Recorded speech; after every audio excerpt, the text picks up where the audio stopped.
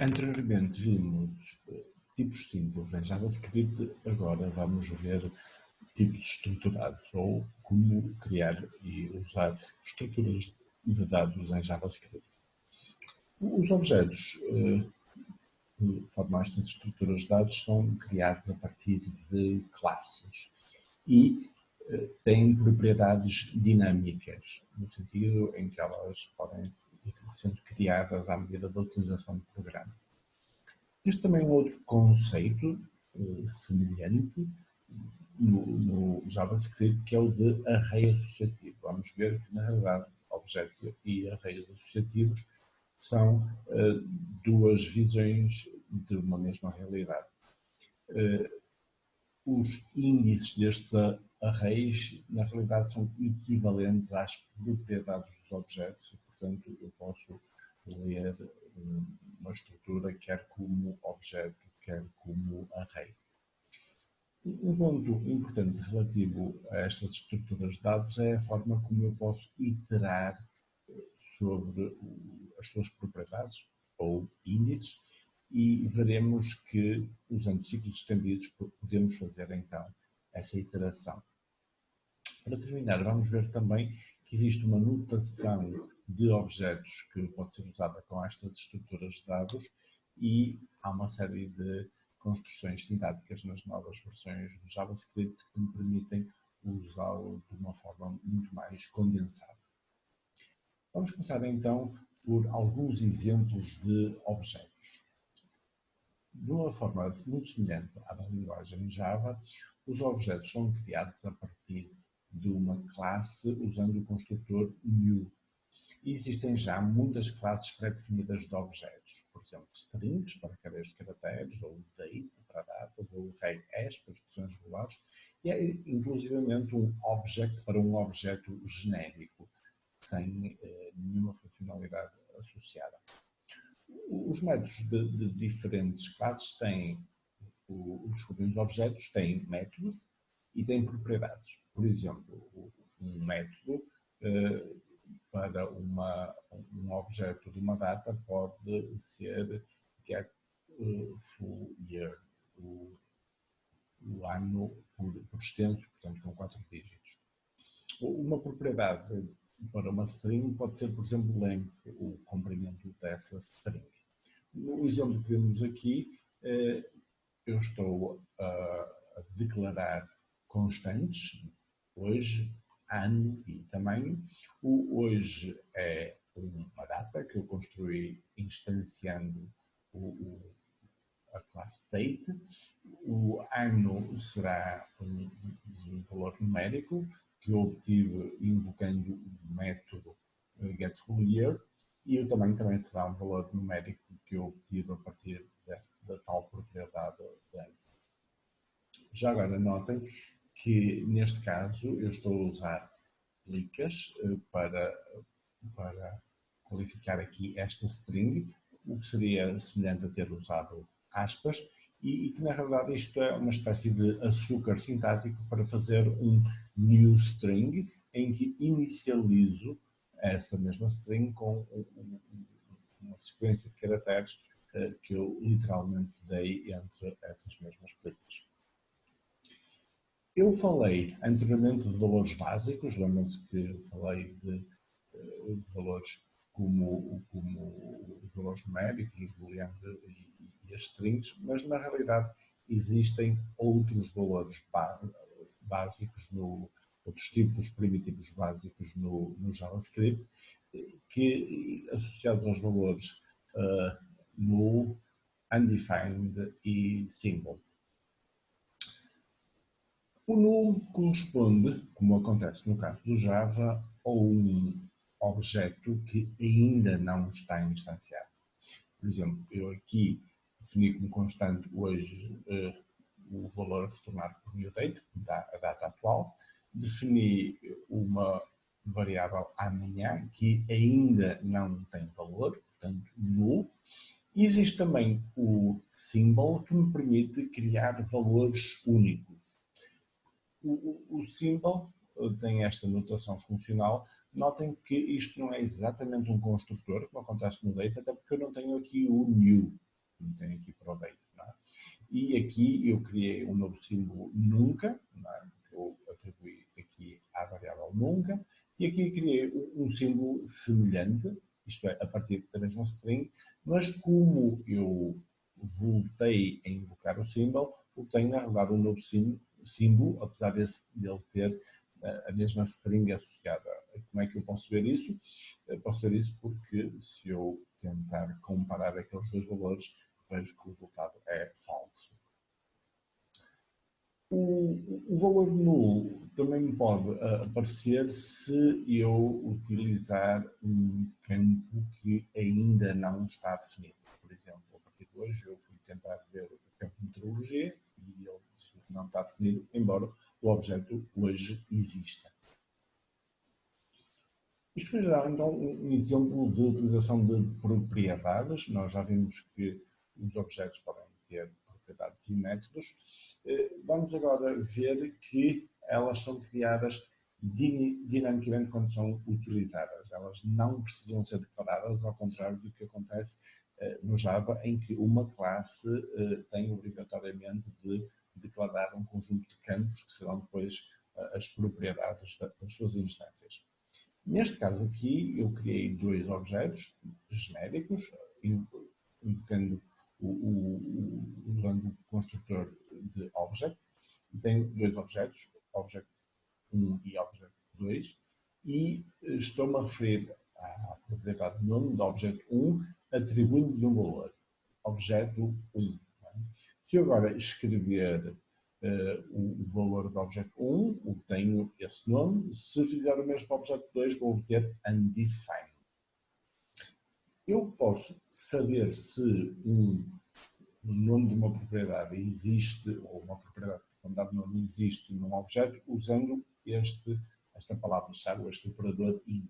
Portanto, eu estou a verificar se nome, e notem aqui as explicas, não é? Portanto, a propriedade com o nome dado por esta string existe em objeto 1, então diz-me que sim, em objeto 2 diz-me que não. No caso dos arrays, o que eu faço é a construção de um objeto de um tipo particular, do tipo array. Notem a semelhança com o que aconteceu anteriormente com a construção do objeto. Não é? Apenas o tipo é diferente e eu posso passar no construtor a dimensão desse array. O que significa, neste caso, que eram logo definidos dois índices, o índice 0 e o índice 1, que eu posteriormente atribuo com o valor início e com o valor 1, 2, 3. Notem que não há nenhum requisito que sejam todos do mesmo tipo os valores destes meus arrays. E também o facto de eu ter indicado, bom, e começa em 0, 0, 1, de facto não há o 2, não é? Que se eu definir duas posições, elas começam no 0, vão apenas até o 1, eu não defini o 2, mas defini aqui o 3. Não é? Eu agora vou iterar sobre todos esses valores que são de tipos distintos, string, numérico e booleano. E vou fazer isso usando o for. Neste caso, o meu for vai usar uma variável de control que vai iterar sobre os 5 valores possíveis. Não é? Reparem que eu não estou a sequer olhar para o número de posições declaradas neste array ou efetivamente definidas. Não é? Estou a dizer que quero ir dos valores de 0 até 5, portanto, 0, 1, 2, 3, 4. E escrever quer esse índice, quer o valor que está na posição I desse array, não é? Do array que eu estou aqui a considerar. E o que eu vou obter é o início, o 1, 2, 3, o 2 não foi definido, portanto está undefined, o 3 está definido, é true, e o 4 também ainda não está definido, e portanto vai ficar undefined. Não é? Portanto, eu posso me referir a índices que ainda não foram inicializados e aquilo que eu obtenho é o valor undefined. Também é importante ressaltar a a sintaxe que eu uso para me referir, que é o nome do array, seguido por uma expressão rodeada de parênteses retos, em que esta expressão deverá ser um valor numérico, no caso dos arrays, porque em princípio serão estes os valores que ele terá, porque são estes os valores para os quais ele vai inicializar. Eu posso também usar uma instrução para remover propriedades e barra índices, como veremos são no fundo a mesma coisa. No meu caso aqui, eu tenho um objeto que eu defini aqui, ou declarei aqui como uma constante. Já agora notem este ponto importante, eu declaro como uma constante porque eu não vou mudar o objeto como um todo, eu não vou identificá-lo com novas, não vou instanciá-lo novamente. No entanto, eu vou modificar a sua constituição, as suas propriedades. Não é? Isso não impede do meu objeto ser uma constante. Não é? Portanto, o meu objeto tem uma propriedade nome, um objeto, e tem outra propriedade de estado, que é ativo. Eu tenho a notação aqui, que é a referência ao objeto quando a sua propriedade. Neste caso aqui é o objeto índice e este é o valor do índice. No caso, o valor do índice será a string, que é o seu nome. Não é? Aqui no delete eu estou a usar o inverso para referir. No caso do nome eu estou a referir à propriedade nome do objeto usando a notação de índices. No caso do estado estou a usar a notação de propriedades para destacar como são, no fundo, duas formas distintas de referir algo que é da mesma natureza, que pode ter esta leitura como propriedade ou como índice, quer na sua inicialização, quer na sua remoção. Depois disso, eu me referir a eles serão sempre undefined, dado que já foram removidos. Eu tenho estado a destacar muito aqui esta equivalência entre propriedades e índices. Neste exemplo que eu estou agora aqui a dar, eu estou a criar um objeto, que é esta constante aqui, obj, e esta constante prop, que é nome. No exemplo que eu estou agora a dar, eu estou a inicializar a propriedade nome com um objeto, não é? O nome do objeto. Eu agora posso referi-lo de várias maneiras. Por exemplo, posso referi-lo como obj nome, em que nome é o nome da propriedade. Sendo o nome da propriedade, eu posso usar essa string como o índice e usar a notação de índice, e não terá que ser um literal, é uma expressão que avalia aquele valor. No caso, como eu tenho uma variável própria que tem precisamente este valor, nome, eu posso referir-me ao índice que é dado pela variável própria. Portanto, isto são, como se pode ver aqui, duas formas distintas de fazer o mesmo tipo de referenciação. Umas vezes, esta sintaxe das propriedades será mais concisa e mais útil. Se eu quiser fazer variar o nome das propriedades, esta sintaxe será mais útil, a sintaxe dos índices, sobretudo em situações em que eu tenho o nome dessas propriedades como uma variável. Vamos ver então agora a iteração sobre os objetos, sobre os valores dos objetos. Neste meu exemplo aqui, eu tenho um objeto que é que está nesta constante pessoa, ao qual eu depois atribuo diferentes propriedades, nome, idade e ativo, que são tipos diferentes, como se vê, strings, números e booleano, e neste exemplo agora aqui eu estou a iterar sobre esses valores fazendo uso desta palavra-chave in. Portanto, eu estou a iterar sobre as propriedades de pessoa usando a variável campo. Frequentemente eu faço isto declarando e usando o let para manter o âmbito dessa variável apenas no bloco de definição do ciclo, mas isso não é obrigatório. Eu poderia ter apenas for, o nome da variável, in, o nome do objeto. Neste exemplo, como vemos, campo vai tomando sucessivamente os nomes das propriedades e agora com esta variável eu posso aceder a cada uma das propriedades do meu objeto. No caso dos arrays, a situação é semelhante, mas permite-me aqui algumas nuances. Portanto, no caso dos arrays, eu, para o meu exemplo, tenho aqui uma constante que é um conjunto de números. Já agora, notem que, como os meus arrays começam em 0, eu pus na primeira posição do array null, portanto, que é a posição 0, a posição 1 diz-me primeiro, a posição 2 segundo e a posição 3 terceiro. Se eu agora listar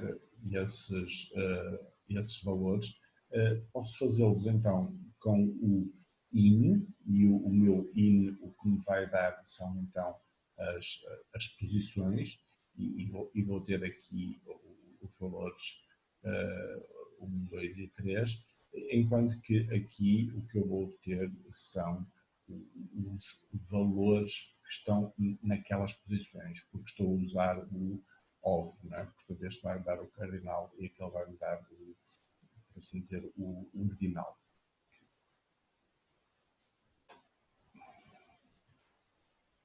Aqui os mapas são uma situação semelhante à dos objetos, mas são na realidade um tipo mais específico fornecido pelo JavaScript. Na minha representação agora de pessoa, eu vou usar um map com o construtor new na mesma, ou com a palavra-chave new seguida no construtor, e notem agora a diferença. Eu estou a usar aqui o set para atribuir a propriedade nome ou idade ativo de uma maneira muito semelhante à que eu fiz anteriormente. Agora, na iteração, o mapa permite-me também usar o of, mas agora a variável que eu tenho aqui é ela própria um array com duas posições, não é? A primeira posição é o nome da propriedade, a segunda posição é o seu valor. Eu também posso usar esse nome para fazer um get, portanto seria o contrário do set, não é? Sobre o meu mapa, não é? Portanto, aqui o mapa pessoa, eu faço um get da propriedade que me foi dada ali. Portanto, como podemos ver aqui, o nome dado dessas duas maneiras, idade e ativo, tem sempre o mesmo valor. Quando é que faz sentido usar mapas? Quando é que faz sentido usar objetos? Os mapas e os objetos são bastante parecidos, mas não são exatamente a mesma coisa. Em primeiro lugar, os mapas existem nas versões mais recentes do JavaScript, enquanto que os objetos estão disponíveis desde as versões iniciais. Há três grandes diferenças. Em primeiro lugar, as próprias chaves. Nos exemplos que eu tenho estado a dar, as chaves podem ser strings, as chaves podem ser valores numéricos, ao caso dos arrays, por exemplo, mas são sempre de tipos simples. E muitas vezes isso é o suficiente para a indexação. Já no caso dos mapas, aquilo que eu uso como chave pode ser qualquer tipo de valor. Pode ser também ele um objeto ou qualquer valor aceitável no JavaScript. Outro ponto importante é a ordem de inserção. Nos mapas, a ordem de inserção é preservada. O que significa que quando eu itero sobre os mapas, aquilo que eu obtenho são os índices na ordem em que eles foram, os índices e os valores, vou usar o óbvio, na ordem em que eles foram introduzidos. No caso dos objetos, essa é a ordem lexicográfica das chaves. Se eu vir com uma string as chaves, elas estão previamente ordenadas por ordem lexicográfica e será nessa ordem que eles vão ser, então, iterados. Depois, o próprio tipo em si, não é? O mapa é um objeto, todas as classes do JavaScript vão ser objetos, mas em geral os objetos não são mapa, portanto o mapa é um caso particular de objeto. Vamos falar um pouco agora de notação de dados, não é? Nós, nos exemplos até aqui, vimos sempre as propriedades a serem dadas individualmente a cada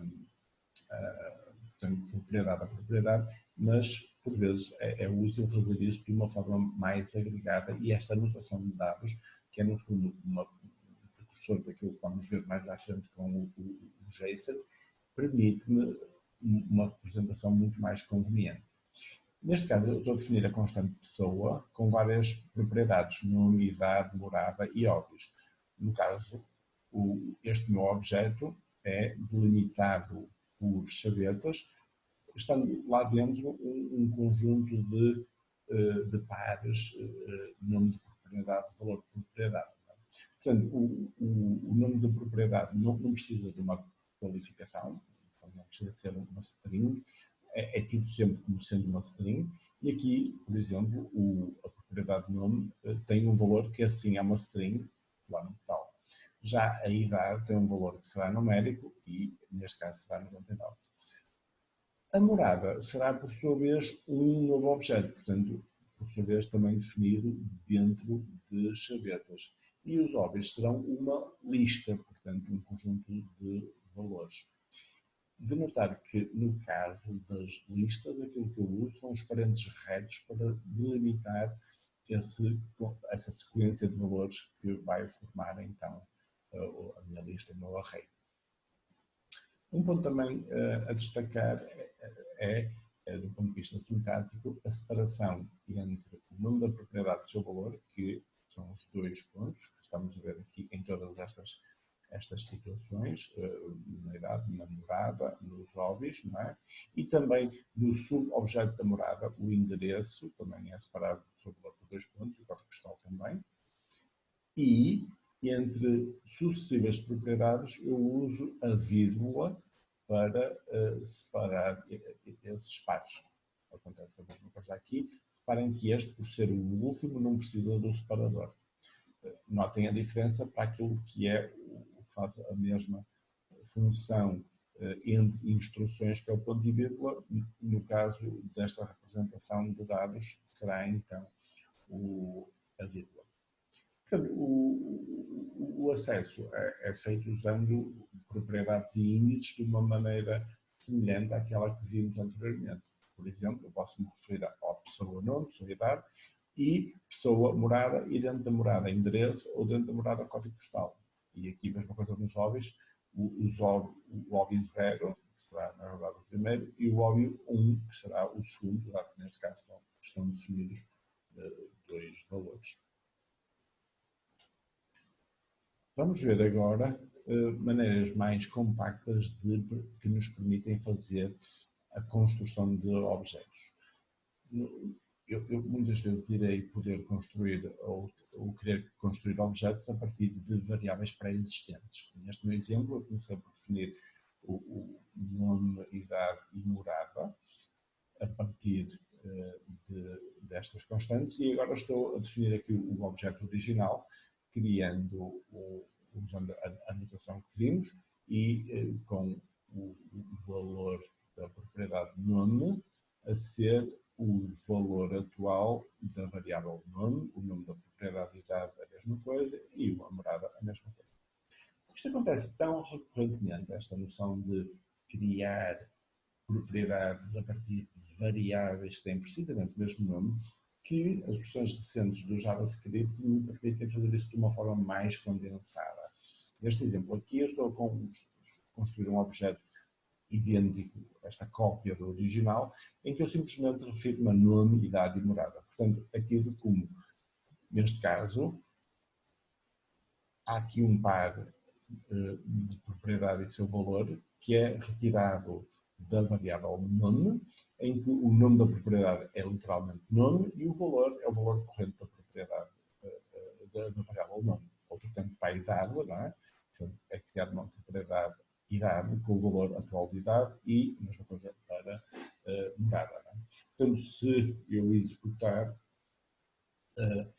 este código que itera sobre os campos do original e verifica se são ou não diferentes, vai mostrar que realmente eles são iguais. A vantagem é que este código é bastante mais sucinto na construção de novos objetos. E se eu posso dizer isto na construção, também posso dizer algo semelhante na desconstrução de objetos, ou seja, permitindo-me passar aquilo que é o conteúdo de uma estrutura, de um objeto, para variáveis no meu programa. Portanto, neste meu exemplo, eu estou a começar por fazer isso com esta lista que eu estou a associar a esta variável hobbies, é? Tem estes dois valores. Notem que eu agora estou a fazer um pouco ao contrário. Estou a inicializar a lista com os valores primeiro e segundo a partir de hobbies. O que vai acontecer aqui é que hobbies vai ser desconstruído uma lista que tem dois valores. O primeiro valor será associado à variável primeiro, o segundo valor será associado à variável segundo. Portanto, eu estou a inicializar os valores de variáveis a partir de uma lista. E já agora notem que eu posso usá-los ao mesmo tempo. Por exemplo, se quer do lado direito, quer do lado esquerdo, se eu quiser trocá-los, não é? Eu posso pegar nesta lista que eu construo a partir de primeiro e segundo e agora atribuo numa ordem inversa. Não é? Portanto, agora o primeiro passa a ser o segundo, não é? E o segundo passa a ser o primeiro. Não é? Isto para ilustrar como eu posso usar a desconstrução a partir de uma variável, um objeto que eu construí em primeiro lugar a partir dos valores de variáveis já existentes. Isto que eu ilustrei com estes com arrays, não é? Posso também fazer com objetos. Aqui este objeto pessoa eu construí a partir das propriedades nome, idade e morada, semelhante ao anterior, e agora vou desconstruir, não é? Atribuindo ao objeto que tem propriedades nome, idade e morada este objeto pessoa. Portanto, o que vai haver aqui é uma identificação da propriedade nome com a variável nome, da propriedade idade com a variável idade e da propriedade morada aqui com a variável morada. Portanto, eu passo a ter estes valores logo assim definidos. Claro que eu aqui, tal como aconteceu na construção, estou a usar esta notação em que assumo que a propriedade e o valor estão identificados na mesma variável. Mas não tem de ser necessariamente assim. Por exemplo, imaginem que eu quero fazer uma espécie de tradução do nome das propriedades em nomes de variáveis com nomes distintos. No caso, as minhas propriedades estão em português, mas eu quereria que o nome das minhas variáveis fossem em inglês. Portanto, eu estou a identificar a propriedade nome com a variável name, é?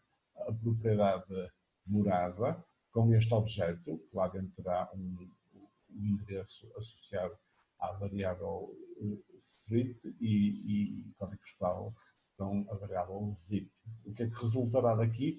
Este objeto que eu construí desta forma e que está em pessoa vai ser desconstruído e associado a variáveis com nomes diferentes, em inglês, name, street e zip. Portanto, esta é também uma forma de lidar compactamente com objetos, não é? Desconstruindo, desmontando os valores das suas propriedades e associando-as a variáveis.